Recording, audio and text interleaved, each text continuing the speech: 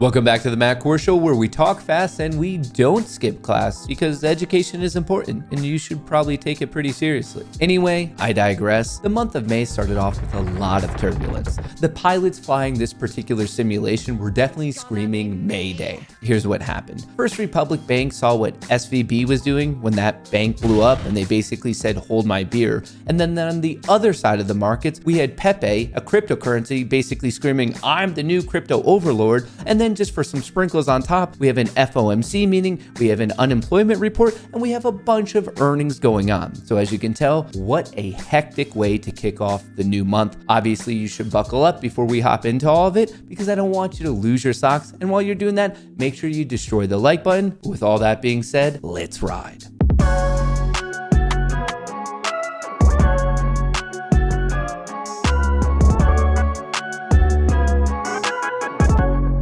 I'm not sure how many of you have been updating your bankruptcy bingo card, but make sure you mark off FRC because we might be getting a winner pretty soon. All jokes aside, First Republic's failure was the major news not only of today, but pretty much the entire weekend. As I'm filming this, we don't have 100% of the picture, but we have the majority of the gist, if you will. So I just want you to know in future videos, I might have a couple updates here and there, but this is the major things you're gonna need to know about JP Morgan, FRC, the FDIC, and really what it means for you, for me, and everyone else potentially involved. After burning the midnight oil pretty much all night, we found out early this morning that the government, the FDIC, First Republic Bank, JP Morgan, and a handful of other banks came to a conclusion for the end of this bank failure story. JP Morgan ends First Republic's turmoil after FDIC seizure, which means that First Republic officially joins a list of one of the biggest bank failures like ever. Now, the number one spot does go to Washington Mutual, which had an asset count of $307 billion. And now, number two, SVB was there for a little bit, but it didn't stay there for long. Officially now number two is First Republic, which before the collapse had a total asset count of $229 billion. Here's a pretty wild piece of information for you. The total assets of 511 US bank failures from 2009 to 2022 was $339 billion. But the total assets of the 3 US bank failures in the last 2 months has been $548 billion.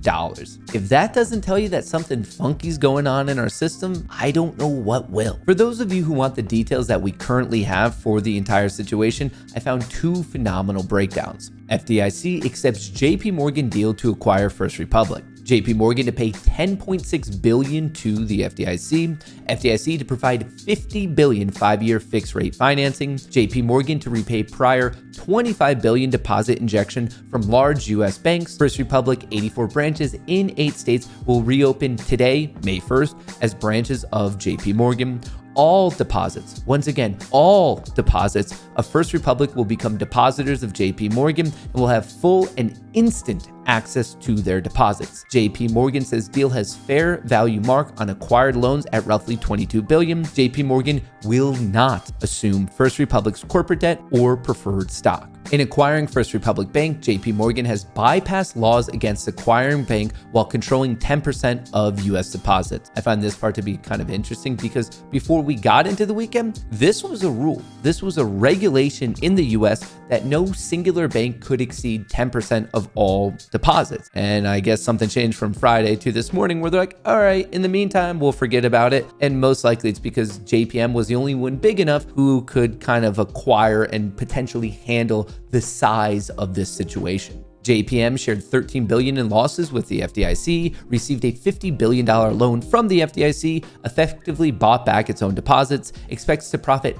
$5 billion over the next 5 years, added $18 billion in market cap this morning alone. This crisis has taught us the rules don't matter in times of panic. One more time for the people in the back, what a phenomenal quote. Now, before we move on, I want to clarify one important part. A lot of you might be thinking, and correct me if I'm wrong in a comment below, that it sounds like the taxpayers are once again bailing out a bank, probably giving you some pretty negative flashbacks to the 2008-2009 financial crisis. And while you're kind of right that these losses are being socialized, it's not exactly taxes. It's not the same thing we had going on almost a decade and a half ago, but there are some interesting aspects. So let me just explain. The FDIC is the Federal Deposit Insurance Corporation, and according to their website, this is what they do. The mission of the FDIC is to maintain stability and public confidence in the nation's financial system, and they achieve this by insuring deposits,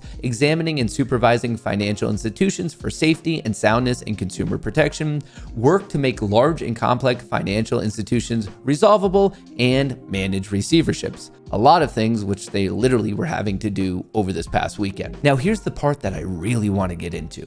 The FDIC receives no congressional appropriations, as in they don't receive tax dollars. It is funded by premiums that banks and saving associations pay for deposit insurance coverage. The FDIC insures trillions of dollars of deposits in US banks and thrifts deposits in virtually every bank and savings associations in the country. So what in the world does that mean? Did taxpayers once again bail out another bank? Well, not really, because it wasn't tax dollars that helped alleviate the situation. It was more so of the insurance premiums that a lot of banks pay. But remember, these banks pay them from their profits, and their profits come from their users, their clients. So no, tax dollars didn't really bail out the situation, but it was essentially bailed out by everyone who has a bank account in pretty much all of America.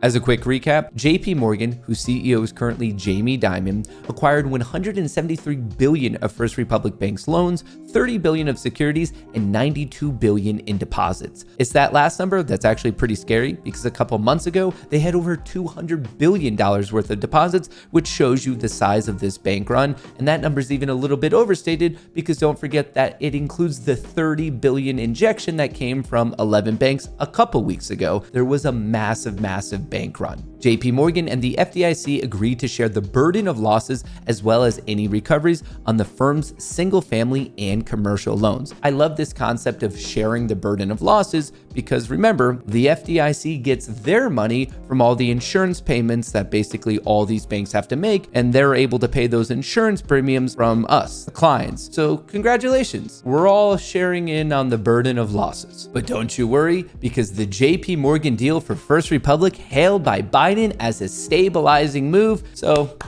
I think we should all give ourselves a little bit of a round of applause. Congratulations, don't pat yourself on the back too hard. Did they get a good deal or not? Because we've also had people saying, well, it's not going to be substantial to their bottom line. It's not going to be, maybe slightly positive to the bottom line, maybe. I mean, if you're still arguing about whether it's positive to the bottom line, it's hard to say that it was a sweetheart deal at the same time.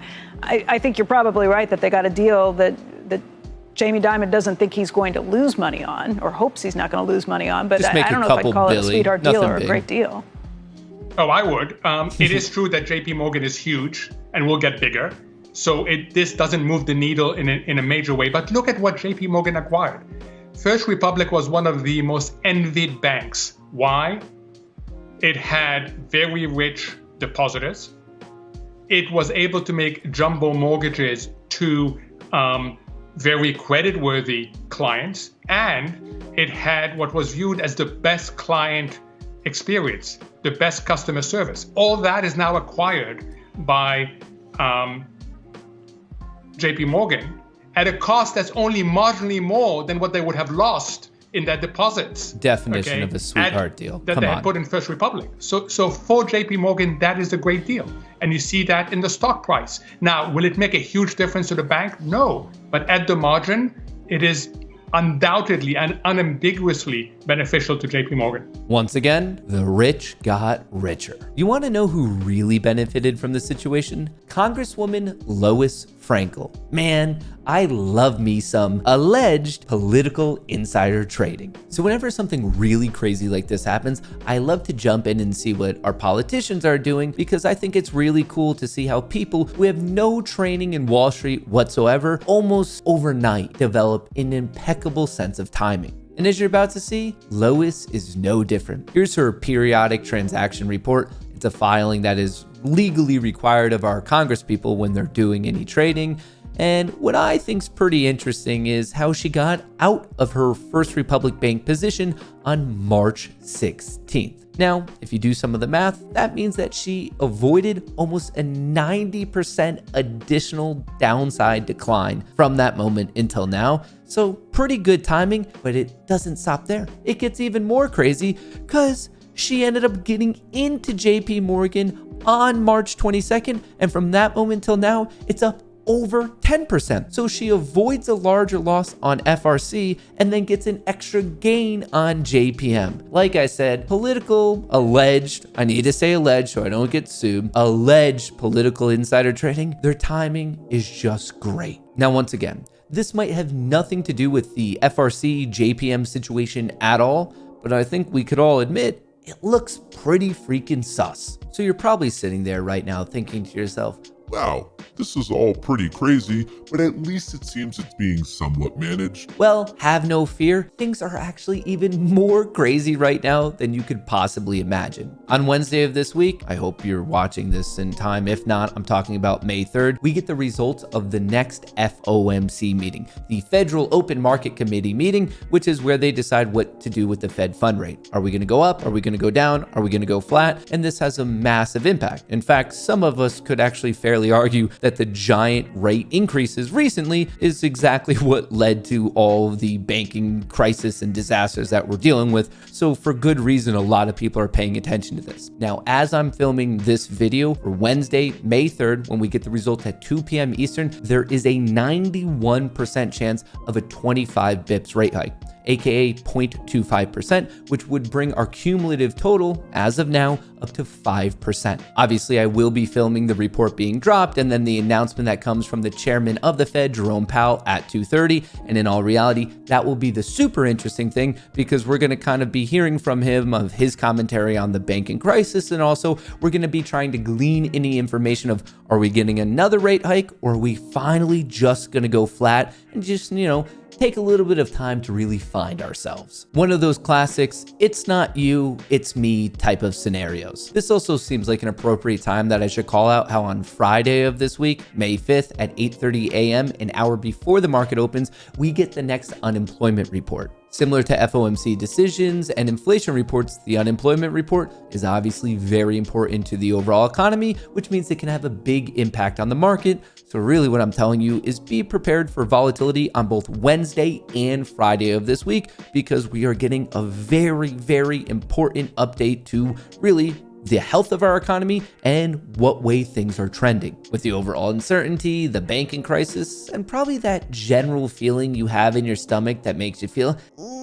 it's not so good right now, there actually is an asset that's doing pretty well. The OG crypto Bitcoin is on course for the longest streak of monthly gains since 2021. Similar runs in the past decade presaged, what a word, a tripling in price. And I must not be the only one feeling this way because it was just reported today that Bitcoin has set a new record of daily transactions the same day the US government quietly engineered a bank buyout. Obviously, this is referring to the craziness of First Republic. The events are unconnected, but crypto has a role to play in the wider political realignment questioning the sanctity of central banks and established powers. Now, I totally see what the author was going for here. He didn't want to say that if A, then B, but in reality, there's not many steps in between the fact that we're in a banking crisis, banks are collapsing, and people are looking around saying, hey, where's a better place to put my money? Because the current system doesn't seem to be the best, which I would argue is clearly why we're seeing a little bit of an upward bullish rally in the world of crypto. I also don't think it's that ridiculous to say that people are finally looking around, realizing that our current monetary policy is very questionable, and really even this concept of having central banks is very questionable. So I think people are looking almost for more of an algorithmic monetary system, i.e. Bitcoin, rather than one that's run by fallible, greedy human beings. Only time will tell if this is truly an appropriate hedge, but I have to admit, Bitcoin makes a very compelling case. For the time being, at least in this media cycle, Bitcoin is actually being overshadowed by a new crypto, a new kid on the block, and this guy is a little green and kind of looks like a frog. Pepe coin enters market's top 100 cryptocurrencies. I can't believe I'm saying this. Soaring 111% overnight. The newly launched meme coin Pepe has taken crypto by storm after hitting a market capitalization of $540 million. Well, boys, it looks like meme season is back on. So what in the world is Pepe coin? Basically, it's another hilarious internet troll. As you can see right here, the max supply is 420.69 trillion. And for those of you who want a little bit more info on it, Pepe is a deflationary meme coin launched on Ethereum. The cryptocurrency was created as a tribute to Pepe the Frog internet meme, which gained popularity about 2 decades ago. The project aims to capitalize on the popularity of meme coins like Shiba Inu and Dogecoin and strives to establish itself as one of the top meme-based cryptocurrencies. Now, honestly, I don't know if it'll achieve that, but it's come out of the gate pretty strong. Even though it might be a joke, for some degens, it's producing some very serious returns. One investor managed to turn $250 in Pepe to 1.02 million in just a few days. They bought the token on April 15th, swapping 0.125 Ethereum for 5.9 trillion Pepe tokens.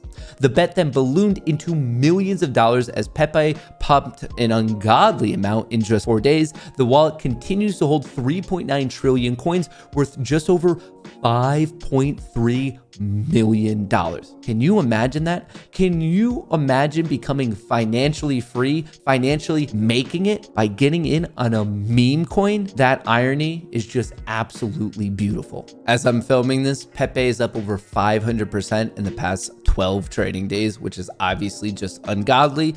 And what I want to say for you is, hey, if you're in it, understand what it is. Pay attention to what happened to Doge, pay attention to what happened to Shiba Inu. Yes, you could make a lot of money, but this isn't thought to be some amazing, phenomenal investment. It is possible to get rung. So all I'm going to say is if you're getting involved, have your fun. I hope you make a ton of money, but you should probably employ some sort of basic risk management system and don't put more money into the bet than you're willing to lose. Once again, yes, clearly you can make a ton of money, but you could also lose a lot of money. So I just ask you to be a little bit careful. By the time the closing bell went dingity ding ding ding today, not really much happened. We went up a little bit, then we just came back down and we basically closed slightly in the red. Moving forward for the remainder of the week, I will be paying attention to the support region between 413 and 414. I'll be looking for an upside target of 418.25, and then also be looking for what's going on the mid-August upside gap fill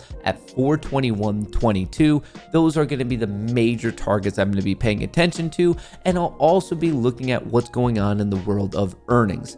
On the screen now, you can see all the major earnings for the remainder of this week, before the market, after the market. Feel free to screenshot it, or you could just go to @eWhispers on Twitter. For tomorrow before the market opens, I'll personally be paying attention to Uber, Pfizer, BP, and Marathon. And then after the market closes, I'll be looking at AMD and Ford. But with that being said, the major report of the week comes after the market closes on Thursday, which is obviously Apple. Very quickly, for those of you who are short-term traders, I want you to know that tomorrow, Tuesday, May 2nd, has a little bit of a bearish bias, but not an overwhelming one. I tested this day as in buying at open, selling at close over the past 25 years. The bulls have won 44% of the time, so a little bit less good than flipping a coin. And the profit factor has been 0.9, which means for every dollar spent, only 90 cents has come back, which is why it slightly favors the bears.